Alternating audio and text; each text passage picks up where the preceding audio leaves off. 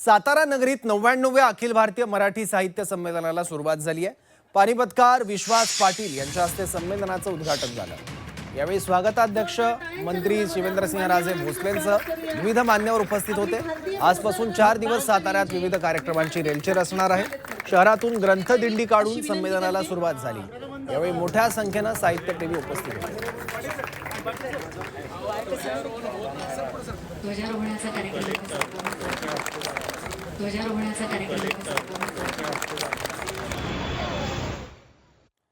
अखिल भारतीय मराठी साहित्य संमेलनाचे अध्यक्ष विश्वास पाटील यांच्या विरोधात साताऱ्यात संभाजी ब्रिगेडनं आंदोलन केलं।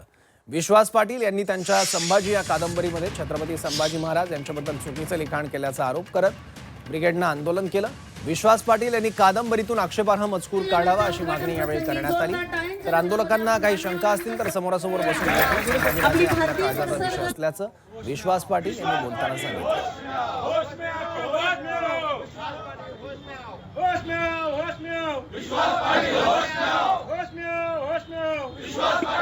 जे आंदोलक आहेत ते माझ्यापेक्षा वयाने लहान आहेत आणि माझं पुस्तक हे 2006 साली कादंबरी आलेली आहे। सोलापूरच्या साहित्य संमेलनात एका 3,500 प्रती खपलेल्या आहेत। 2-3 पिढ्यांनी ती वाचलेल्या आहेत। तरी सुद्धा आमच्या तरुण मित्रांना या संभाजी ब्रिगेडच्या काही शंका असल्या तर ते आम्ही एकमेकांसमोर बसून त्यातून ठरवायचं आणि मार्ग काढायचं ठरवलेलं आहे।